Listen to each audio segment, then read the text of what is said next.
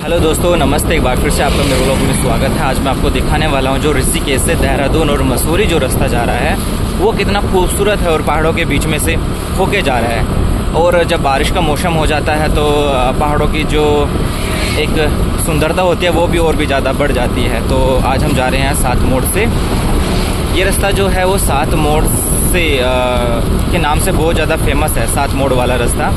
तो आज मैं आपको वो भी दिखाऊंगा कि इसमें 7 मोड़ वो है कौन से। वहाँ बहुत ज़्यादा एक्सीडेंट होते हैं और दूसरी बात यह है कि क्योंकि वो थोड़ा सा डिफ़िकल्ट मोड है, तो मैं वो भी दिखाऊंगा आज आपको। तो आइए लेते हैं इस रास्ते का मज़ा। और बारिश में तो पहाड़ों में सच में और भी ज़्यादा खूबसूरत हो जाता है। ये जो यहाँ पे ये माता का छोटा सा मंदिर आप देख पा रहे हो, ये भी यहाँ पे बहुत ज़्यादा फेमस है। हमने इन माता को नमन किया और उसके बाद हम धीरे धीरे अब आगे बढ़ गए हैं अपने रास्ते पर।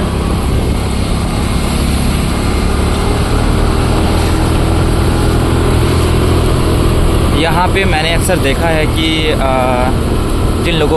जो लोग यहाँ पे आते हैं, बहुत सारी लोग यहाँ पे आते हैं, वो यहाँ पे भंडारा करते हैं और भी दूसरा जो दान का काम होता है वो सारा यहाँ पे करते हैं। बहुत लोग यहाँ पे कुछ जो स्पेशल दिन होते हैं उनमें यहाँ पे आके सब कुछ वो पूजा कर्म करते हैं।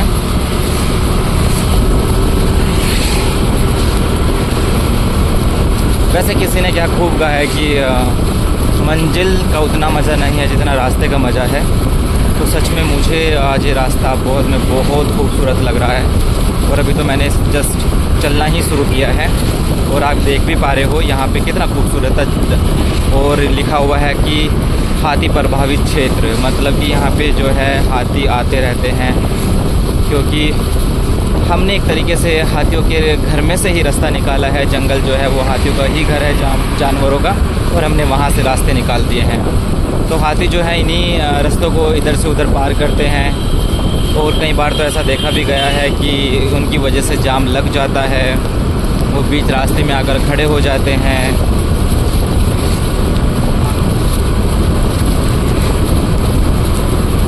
बहुत खूबसूरत रास्ता है, चारों तरफ जंगल ही जंगल है। देख भी पा रहे होंगे अब आप।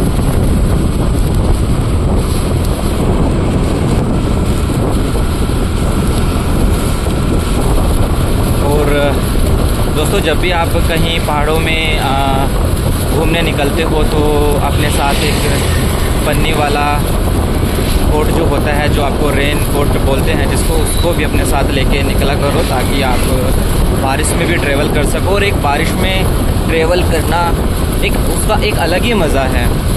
हम कहीं ना कहीं डरते भी हैं बारिश में घूमने से, बाइक चलाने से, गाड़ी चलाने से, लेकिन जब आप उसमें निकल जाते हो तो जो उसमें मज़ा आता है वो एक अलग ही होता है, बहुत कमाल होता है। तो जैसे कि अगर आप बारिश में घूम रहे हो, मैं आपको बता देता हूँ कौन कौन सी चीज़ें आपके पास में होनी चाहिए। जैसे कि आपके पास रेन कोट हो गया, उसके बाद आपके पास अम्ब्रेला हो गया, फिर आपके पास शूज़ हो गए, और हो सके तो एक पानी की बोतल भी रख लीजिए, क्योंकि हर जगह शुद्ध पानी हमें नहीं मिल पाता है। और अगर आप पैदल चल रहे हो तो कम से कम वज़न आपके बैग में हो, एक छोटा सा कैरी बैग भी आपका हो जाना चाहिए। और आपके पास जो फ़ोन है, जो कैमरा है, उसके लिए कोई एक अच्छा सा कवर होना चाहिए, वाटरप्रूफ, जैसे कि पॉलीथीन हो गई, आप वैसे रख सकते हो। और एक बड़ी भी पॉलीथीन आप रख सकते हो, क्योंकि कभी एक पॉलीथीन अगर फट जाती है, उसमें से पानी अंदर घुसने लगता है, तो आप दूसरी पॉलीथीन में अपना सारा सामान रख सको।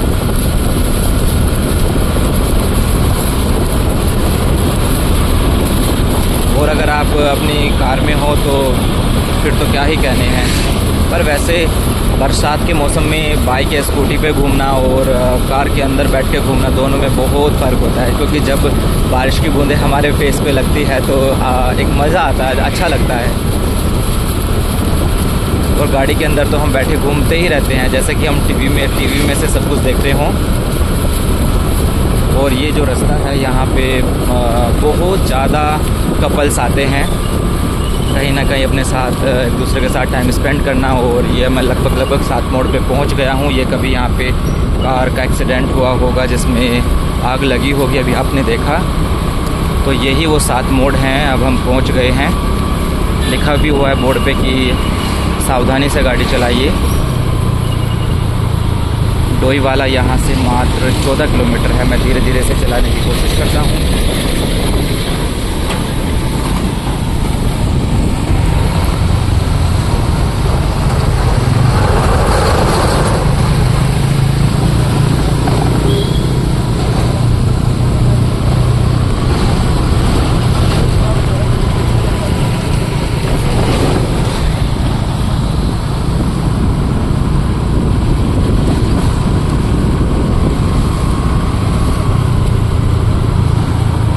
बहुत खूबसूरत है।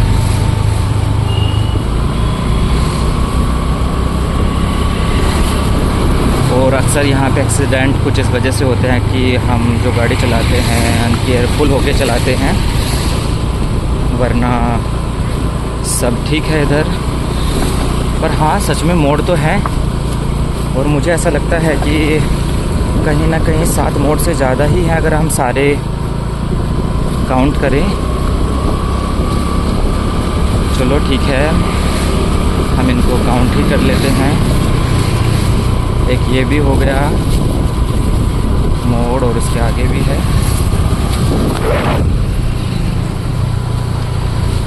हाँ जी, और ये हमारा, वैसे तो ये जगह जो है 7 मोड़ के नाम से फेमस है, लेकिन यहाँ पे करीबन 8 से 9 मोड़ हैं। लेकिन मुझे ऐसा लगता है कि 7 जो नंबर होता है वो कहीं ना कहीं हमारे माइंड में रहता है। तो शायद इस वजह से, जैसे कि 7, 11, 21, 51, तो कुछ कहीं ना कहीं इस वजह से इन्होंने ये नंबर दे दिया होगा। तो चलिए ठीक है, जैसा भी है। और ये यहाँ पे एक छोटा सा मंदिर आ गया है जिसका नाम है मन इच्छा देवी मंदिर। और सेम यही मंदिर जो है एक रास्ता आगे जो नरेंद्र नगर जा रहा है, इसी रास्ते से वहाँ पर भी यही मंदिर है, बस वो थोड़ा सा ऊपर है मेन पहाड़ से। ये भुट्टे की दुकान आ गई है। यहाँ पे कुछ लोग भुट्टा खा रहे हैं।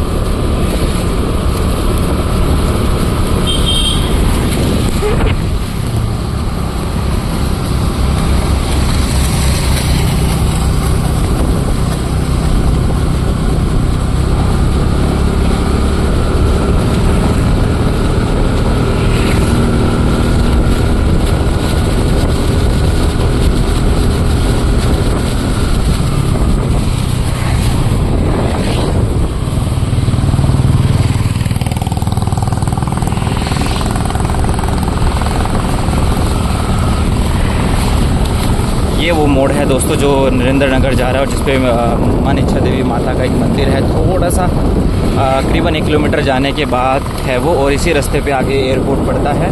यहाँ से करीबन मुश्किल से 2 किलोमीटर के आसपास होगा। वैसे जो देहरादून का एयरपोर्ट है वो मुझे ऐसा लगता है कि कहने के लिए ही वो देहरादून में नाम लिया जाता है, वरना वो देहरादून के आउटसाइड में बहुत ज़्यादा है। करीबन 15 किलोमीटर के आसपास में वो होगा देहरादून से। बस सिटी का जो नाम देना होता है तो इसलिए उन्होंने देहरादून उसका नाम लिया, वरना वो डोईवाला में है। हम अब जो है लगभग 7 मोड़ वाले रास्ते को पूरा कम्प्लीटली हम पार करने वाले हैं। वो इस रास्ते पे आगे जाके ये माउंटेन्स जो हैं वे ख़त्म तो हो जाते हैं, लेकिन मुझे एक और चीज़ यहाँ पे बहुत पसंद है कि आगे जो घर बने हुए हैं यहाँ पहाड़ में, जो घर बनाते हैं छोटे छोटे और बहुत सुंदर सुंदर ये लोग घर बनाते हैं। हमारे उधर तो जो घर बनाते हैं काफ़ी बड़े बड़े घर बनाते हैं और कमरे बहुत बड़े बड़े रहते हैं, क्योंकि उनका सोचने का तरीका दूसरा है कि उनको एक घर जो है वो गाय भैंस के लिए चाहिए, एक ऐसे एक दूसरे चीज़ों के लिए चाहिए, एक अपने लिए चाहिए। तो मतलब कि सबकी अलग अलग बातें होती हैं। और ये हम देख पा रहे देवभूमि उत्तराखंड में पधारने के लिए आपका बहुत बहुत शुक्रिया। यहाँ पे ऐसा लिखा हुआ था। और यहाँ थानो, सस्ता, धारा, देहरादून ये रास्ता आगे से वहाँ जा रहा है। तो 7 मोड़ का जो रास्ता था दोस्तों वो यहाँ तक ही था, और इसके आगे ये भी वैसे 7 मोड़ का ही रास्ता बोला जाता है, लेकिन बस यहाँ पे माउंटेन्स जो हैं वे ख़त्म हो जाता है। ये हमारे देहरादून जाने का एक पुराना रास्ता है जो इठारना से होके जाता है। इधर का भी बहुत सुंदर व्यू है, कभी मैं आपको दिखाऊंगा। ये आप देख पा रहे हो, अभी जैसे धीरे धीरे हम एयरपोर्ट के साइड में पहुंचेंगे तो वहाँ जो घर बने हुए हैं वो छोटे छोटे बहुत सुंदर सुंदर घर हैं। और ये देखो दुजिया वाला, यहाँ पे दोस्तों जैसे कि हाँ गांव के जो नाम होते हैं यहाँ पर वाला लगभग 100 में से 99% 9 गाँव के नाम में लगा होता है वाला, कि दुजिया वाला, भानी वाला, डोए वाला। और ये देखो ये आ गया एक और, ये झील वाला, आप देख भी पा रहे हो, ये लिखा हुआ है बोर्ड पे यहाँ पर भी। अब देखो एक और बोर्ड आ गया इधर, दूसरे गांव का इन्होंने नाम बता दिया, ये है घुमानी वाला। इधर ये भी देखिए, मैंने जैसा आपको कहा कि इधर बहुत सारे ऐसे वाले टाइप से के गांव हैं। और आजकल ये जो बरसात का मौसम चला हुआ है, इसमें तो और भी ज़्यादा खूबसूरत हो जाता है पहाड़ी इलाका। और पहाड़ी का यहाँ पे तो हर कोई हो जाता है जहाँ पे भी बारिश होती है, लेकिन जब बारिश की बूंदें घास पे या पौधों पे पड़ती है तो वो भी एक मुस्कुरा के उठते हैं। और आप देख भी पा रहे हो चारों तरफ कितना खूबसूरत है। और यही बिल्कुल जब यहाँ पे गर्मियाँ पड़ती हैं तो यही पेड़ पौधे जो हैं सूखने लगते हैं।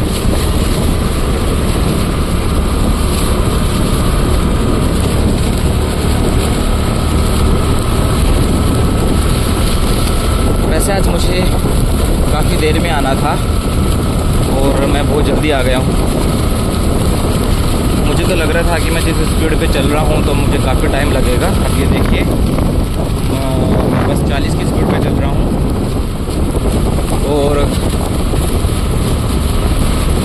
देखो रोनापुर, एक मुझे नाम ऐसा मिला है जिसमें वाला नहीं लगा हुआ है।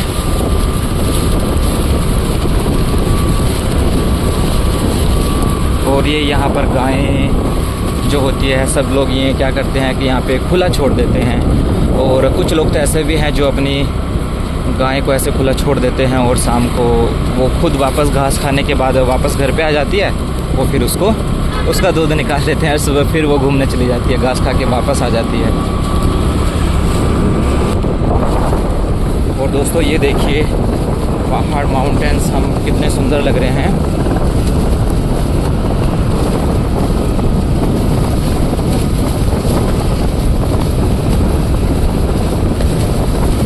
अभी कुछ टाइम पहले ये जो ब्रिज था वो बरसात की वजह से टूट गया था।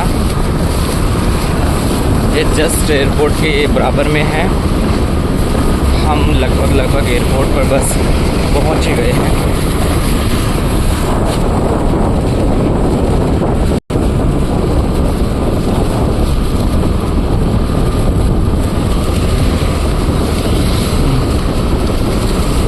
वैसे जो पहले ऋषिकेश, देहरादून या मसूरी इधर कोई टूरिस्ट ज़्यादा था तो उनके लिए तो सच में बहुत अच्छा हो गया जब से यहाँ पे एयरपोर्ट बना है।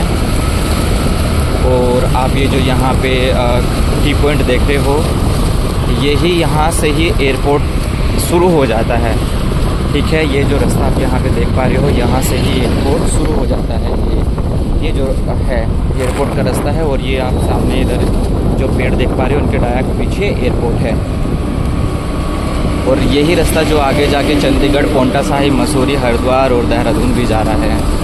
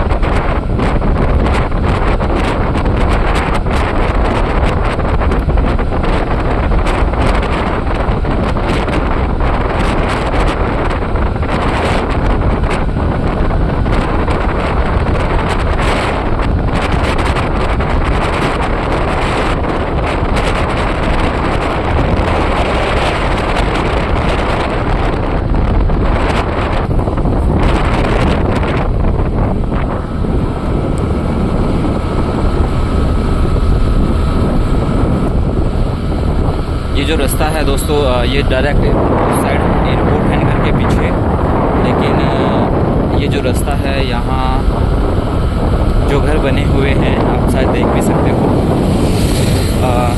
बहुत सुंदर हैं, छोटे छोटे घर यहाँ पे बने हुए हैं।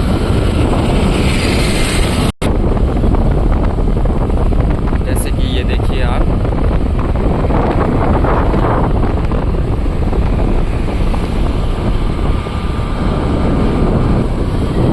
ठीक है दोस्तों, आज मैंने आपको इस रोड की पूरी जानकारी दी है कि 7 मोड़ का जो रास्ता है वो कैसा है, एयरपोर्ट कहाँ पे है और ये रास्ता कहाँ से कहाँ तक निकल रहा है। और आगे एक यूनिवर्सिटी भी है और माजरी, यहाँ आगे जाके माजरी भी चले जाते हैं। एक यहाँ पे यूनिवर्सिटी है, हिमालयी अस्पताल भी है वहाँ पर, और ये आप सामने हॉस्पिटल भी बोर्ड भी देख पा रहे हो। यहाँ से बहुत ज़्यादा यहाँ पेशेंट आते हैं और उनका इलाज होता है। अच्छा खासा बड़ा ये हॉस्पिटल है और साथ में कॉलेज भी है। ये यहाँ से इसका रास्ता है, ये जाता है, ये कोई मंत्री जा रहा है यहाँ पर। तो दोस्तों उम्मीद है कि आपको मेरा ये ब्लॉग पसंद आया होगा। तो जो लोग ऋषिकेश, हरिद्वार, देहरादून घूमना चाहते हैं उनको ज़रूर शेयर करिएगा और बारिश के मौसम में घूमने का एक अलग ही आनंद उठाइएगा। तो मिलते हैं हम नेक्स्ट व्लॉग में नई जगह पे नई चीज़ों के साथ में। तब तक के लिए आप भी खुश रहिए और घूमते रहिए। मिलते हैं नेक्स्ट व्लॉग में। Okay, bye bye.